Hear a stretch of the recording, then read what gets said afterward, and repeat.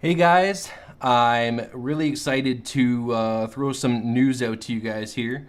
So I'm going to go ahead and just jump right into it because the new Inside Infinite for February 2021 just dropped, and I thought I'd give you guys a chance to ask me any other questions you guys have about Halo Infinite and what's going to be in the game because I've been following since the start, so I know a lot of information about it.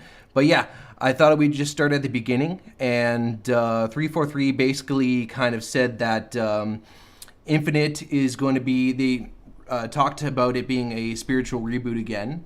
And they dropped some new screenshots.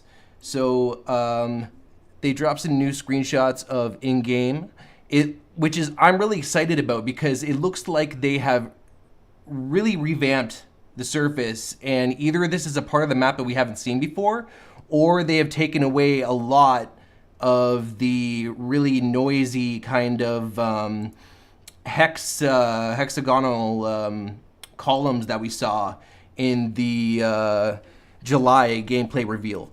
So I'm really excited to see that this looks a lot better than what we saw back in July.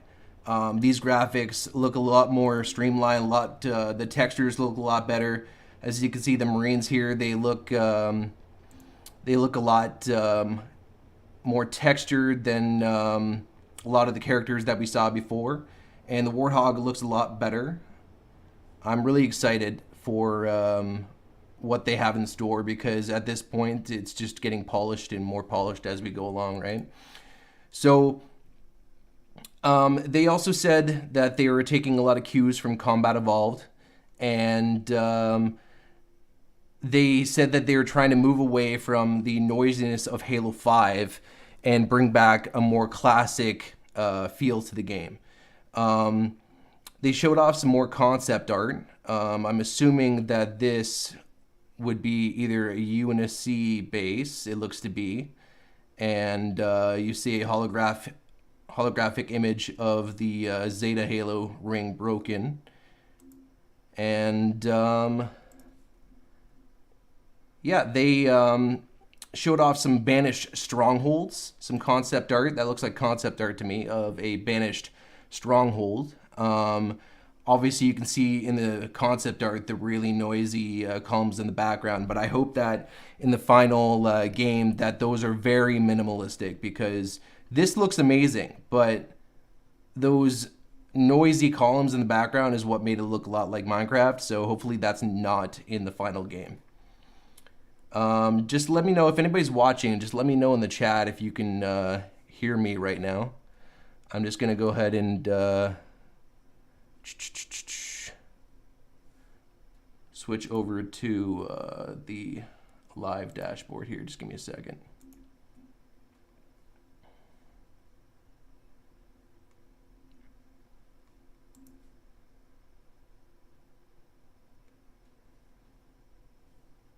And then I will continue with what we got going on.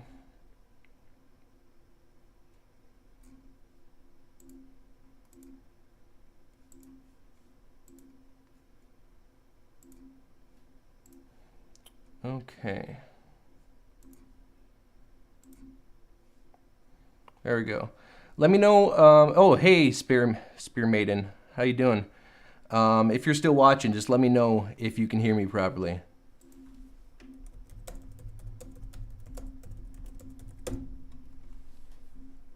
Loud and clear. Perfect. So I'm going to jump back into the news here. 343 said that one of their favorite features in the game is their time of day lighting system that is active while you're playing the game. They're going to have a real-time lighting. I'm not sure if it's going to be real-time, but they're going to have a lighting system where they have a day and night cycle. But they showed off concept art that they have many different pictures of the times of day that they showed off.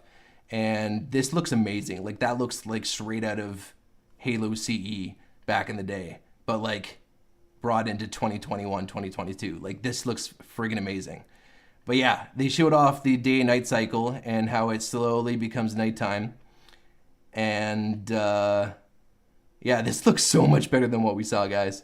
Seriously, this looks closer to the original reveal that everybody kind of felt like they were ripped off back when they first showed off Infinite in that kind of CG trailer where Master Chief kind of walks into the frame holding his helmet, and then it shows Master Chief driving across the level in the campaign. Like it looks a lot like closer to that. Like if you like look at, if I'm gonna load this image, I'm gonna zoom in on this the foliage because that's really the key of what I got out of that original footage was that they were going to spend a lot more time developing the nature of the game, and that they were going to have all this wildlife, and it was going to look super beautiful like it did, like to give you the feel, that the nostalgic feel that you had when you first, got on to Halo CE and you walked around the map. And like obviously we look back at that game now and it looks, so much more primitive than what we have now. But like, look at this. This looks amazing. I'm so excited for this. But yeah, they said story is going to be coming at the player from every angle, and it's safe to say Zeta Halo is as much a character in Halo Infinite as Chief, the pilot, or as Cherim. I still don't know how to pronounce that name. Let me know in the chat if you know how to pronounce the name. But yeah, I wish that they give us a new image of Cherim, or however you pronounce his name, because he looked pretty wonky in the reveal. But I hope that they kind of made him look a little bit better. But yeah, they said this is a great point. Zeta Halo is very much character in and of itself. The landscape, the mysterious structures, the surrounding vistas, and even the wildlife found on it act as a unique characteristic of the ring. We want Zeta to feel like a real and living place, regardless of whether the player is present or not. And that's really awesome, because a lot of the environments in Halo 5 and Halo 4 felt very linear, in a sense. Like you felt like you were in this locked off cavern and you were just kind of moving through, and like their environments were really, populated and felt living, but you felt really trapped. The levels were so narrow and dynamic that it didn't feel like a living game, right? So I'm glad that they are bringing back Halo as an open world platform, and they're going to be bringing more of that aspects into it. But yeah, they said having a tool like the grapple shot definitely challenged us to rethink the way that we build our environments, because it's such a versatile and fun mechanic that allows players to get nearly anywhere they can reach.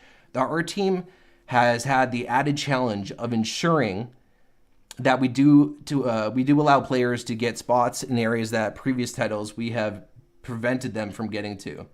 So that'll be like kind of like getting out of the map, but you're not really out of the map. Maybe they're just gonna add more areas where there's little secrets and Easter eggs for people to discover and stuff like that, where you can get achievements or armor, which would be amazing, right? But yeah, they said equipment like the grapple shot is a great example, creating new and exciting possibilities. Walls, cliffs, and small gaps don't stop Chief any longer, which gave us the opportunity to rethink how encounters are built. Which I love this concept. I just don't understand why they couldn't do that with Master Chief's boosters. They work kind of the same way. I mean, the grapple shot probably lets you get a lot higher, but I'm assuming Chief's boosters work a lot like a jetpack. So I don't know why they couldn't have just done that with the boosters. But yeah, let me know if you guys think that they could have done that in a different way without it being kind of like Indiana Jones or Spider-Man fucking, sorry for my language, Spider-Man, kind of web slinging kind of thing going on, right? But yeah, they start going on. We got a beautiful image of the sniper with the HUD, and we have some new equipment in the bottom right. It looks like he has a secondary, and that looks a lot like either a new type of pistol, because that does not look like the Magnum or the Sidekick.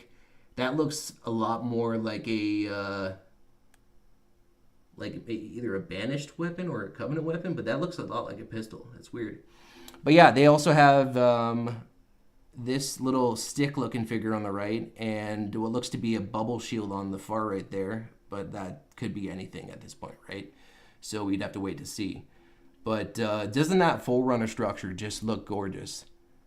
That looks like, I thought this game was going to look so primitive in its graphics, but if this looks like this on release, it's just going to blow people away. I don't know why they didn't show something like this. Like, if it took them from July to now to get this at this level of detail, although, wow, this looks really wonky if you clue. When you zoom up really close on the trees and stuff, obviously you have a little bit more work to do on stuff not coming into render from a distance, right? Because that looks pretty low textured in the background there. But I'm sure with time that if we give them the time to polish things, that all this stuff will clear up the closer we get to release. But that part looks really good from far away, not gonna lie. Like the textures on the rocks, it looks like almost like a concept art, but you can tell that this is an in-game screenshot.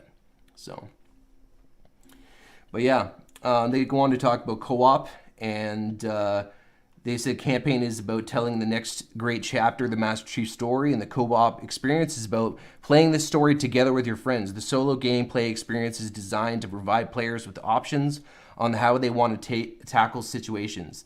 These options translate well into co-op by allowing for different play styles. The great thing about being a sandbox game is it means there is no right way to use a particular item or feature. I can't wait to see co-op players doing crazy stuff and combos we didn't even think of. I just hope that they have a full 4-player split screen co-op coming back. That would be nice, but you can't hope for everything, right? Because, not many people these days even play 4-player split screen. Everybody's playing online with each other, right? I don't think I have any real life friends that I actually play with online, so yeah. So as we look ahead to launch this fall, can you give us a sense of what you and your team are focused on over the remaining months? Our team, like most of the development teams, is quickly wrapping up all of our remaining tasks and polish items as we approach our bug fix and performance stage of the game's production. We'll be spending the final months fixing bugs ranging from floating trees to T-posing enemies, as well as ensuring that the game runs smoothly across the platforms. While not the most glamorous phase of development, it's the most technical and crucial to shipping.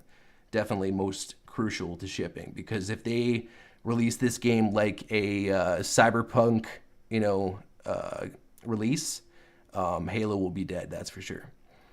But yeah, I really hope that they have it 100% polished when it releases. But yeah, so they went on to talking about the graphics team, and the graphics team got involved in talking about the graphics in Halo Infinite. So they're going to go on to talk about graphics, lighting, environments, characters, sandbox, and more. So they start off by showing a beautiful image of Banshees flying into the sunset. And wow, that background of the ring is giving me goosebumps of nostalgia. Like, that looks more simple than it did in the Halo Combat Evolved Anniversary, but it looks so much better. Like, that looks like I'm looking up at the ring in CE, And like this environment is just so gorgeous. Like, I love that it looks like the environment's growing back from, being destroyed, but like there probably would have been a lot more of these trees, but it looks like, an earthquake came through and knocked a lot of stuff down. And you got that Banished Stronghold off in the background here, and maybe a Forerunner structure further off in the distance. But I feel like, I think I missed something. I'm seeing, is that like a human ship in the background? If you guys know what type of class of ship that is in the background, that can give us a real key understanding of what type of factions we're going to see in the game. Because at this point, all we know is that the Infinity has been destroyed. But if we have other UNSC ships in the area, that means that the UNSC hasn't been completely destroyed. So if that is a UNSC ship, that could be a huge leak to the plot. So let me know if you guys can do some searching and can see, give me the profile of what type of ship that is, because that does not look like a Covenant ship or a Banished ship. That looks like a UNSC style ship. Just let me know. But yeah, so they went on to talking about their vast combat zones connect seamlessly to each other. Its vistas are filled with adventures that entice you to stray from the Golden Path story missions. From a distance, it might appear that we're building an open world game, but that's not really the case. We're making a Halo game, a sandbox shooter where our goal is to make you feel like the most powerful actor in a rich, emergent sci-fi combat situation. For example, if you zoom into some of the month's screenshots, you'll collapse glimpses of the wildlife that inhabits the ring. Did I miss that? Is there any... I didn't see any animals. Let me go back and check.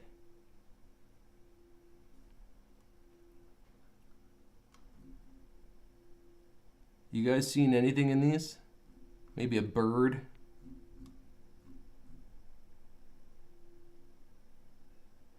I don't know. You'll have to go back and when I do the edited version of this, when I'm going to be uploading this to actually YouTube, I'll do a high depth analysis to try and find that wildlife that they're talking about, because that'd be super cool to see.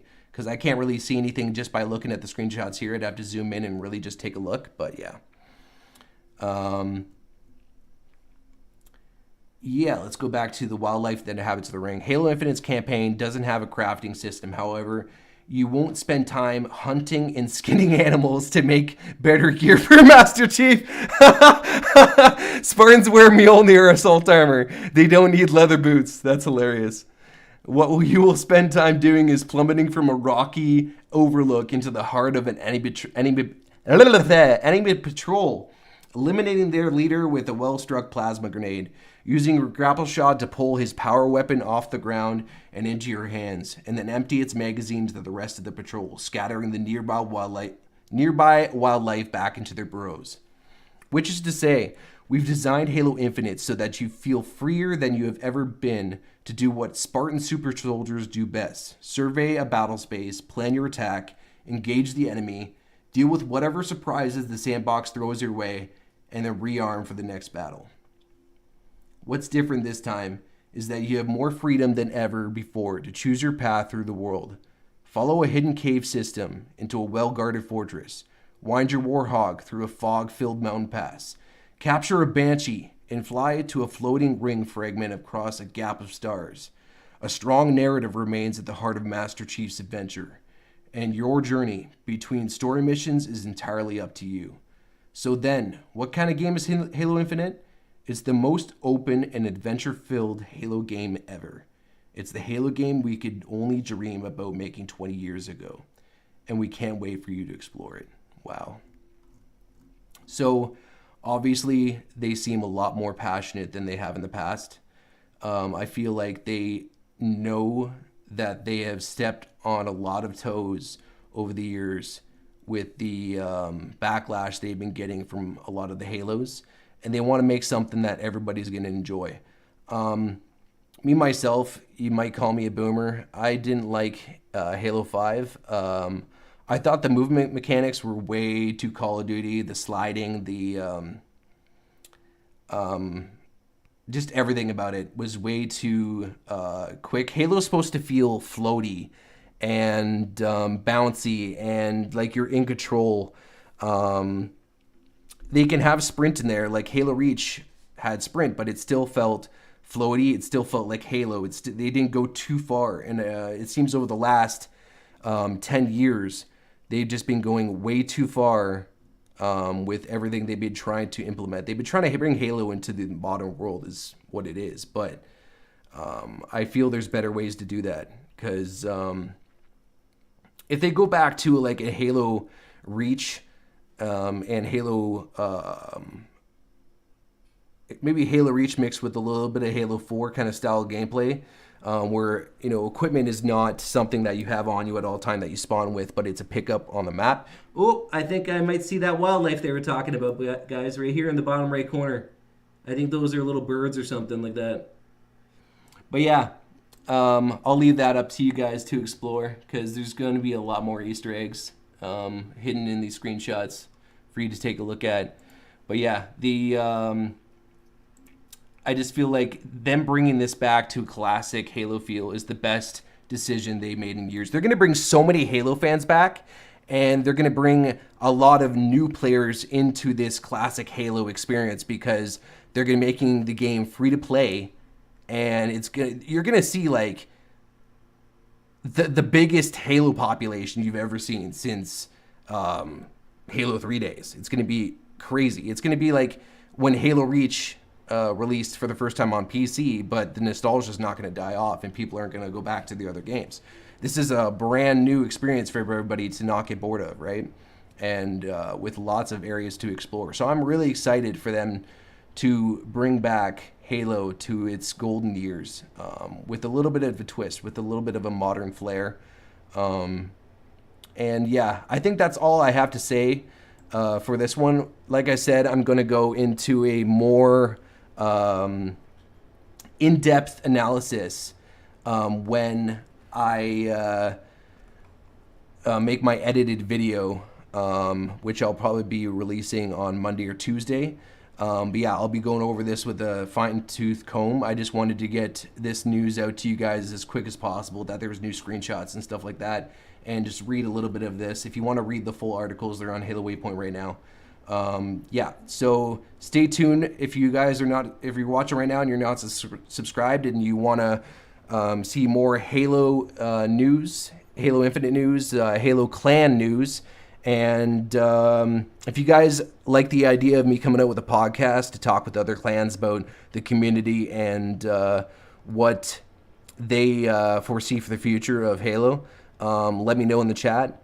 And yeah, like this if you want to see more of these live streams whenever news comes out, so that I can get it to you as quick as possible. And yeah, I'll see you guys in the next installment. Bamlet 50.